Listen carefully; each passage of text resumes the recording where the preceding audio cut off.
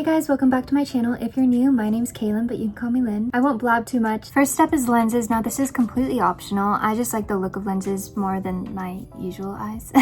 One of my all-time favorites is Moody lenses. Just recently bought backups of these. These are First Love. I like these because they make my eyes look bigger and they have like little gold sparkles in them. As always, all of the makeup details will be on screen and in the description. First step is going to be an eye base. You can use like an actual eye primer or you can use a concealer stick. This is the one that I really recommend. This is the NYX one. Just trust me, this step is so important. This one's very creamy and very easy to blend out with your fingers. Now guys, I'm using a palette from the archives. This palette is so old. It's from Morphe. It's the 35XO. It looks like this. Like this palette is so old that they don't even have it in this packaging anymore. They have the same palette, but they just don't have this exact packaging. I'm gonna go in with a light brown shade like this one. Anything that's darker than your skin tone will work perfectly. And you're just gonna sweep it like this. This is a very important step if you want your eyeshadows to just blend in a whole lot easier. And then I'm gonna go into a dusty pink shade like this. Tap off the excess because you can always build up the pigment. And trust me, it's a lot harder to remove pigment than it is to add pigment. We're just gonna tap this on the outer corner like this. We're just gonna create a rounded edge. And then just brush a little bit of the pigment in. You want it to be a little bit lighter on the center of your lid.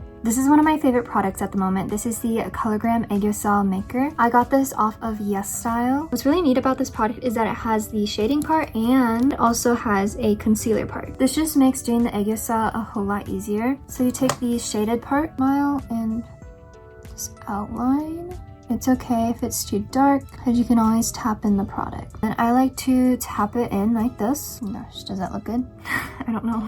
I can't see, the light's too bright. Go in with the concealer part. With this product, I've noticed that you have to be very careful not to like push up too much because it does break off kind of easy. Key is to go below your lashes and not on the waterline. You don't have to tap the product in, but this just makes it a little bit more less pronounced and a little bit more like natural in my opinion. I'm gonna go back in with the mauve shade and I'm actually gonna hold the brush like this. You can use like a brush that actually looks like that, but I don't feel like cleaning my brushes. You're going to very lightly add a little bit of the pigment to the outer corner. You don't want to go too far. You actually want to stop about here. Connect to the top part. I'm gonna go back in with the concealer stick so I can map out the next section. This one we're not going to tap it in. I'm gonna go in with a light shade like this one and you're gonna tap this on top of the concealer. Next step is eyeliner. Now I know some people like to finish off their eyeshadow like their glitter and then do eyeliner, but I don't recommend that because that ruins the brush tip of the actual eyeliner. So I recommend doing eyeliner and then glitter. And then if you have to, you could put a little bit more eyeliner on if you need to like fix anything. Also guys, I went to Cracker Barrel with my mom the other day to look at like cute Christmas decor and we found these earrings and they were only like $9, so I bought them immediately. This has been my favorite mascara as of late. It's from Romand. It's water resistant and oil proof and it's also volumizing and lengthening and it actually holds the curl all day, so I highly recommend this one, especially if you're someone with stubborn lashes. This wand makes it really easy to separate the lashes so they're not all like clunky together. Like look at that.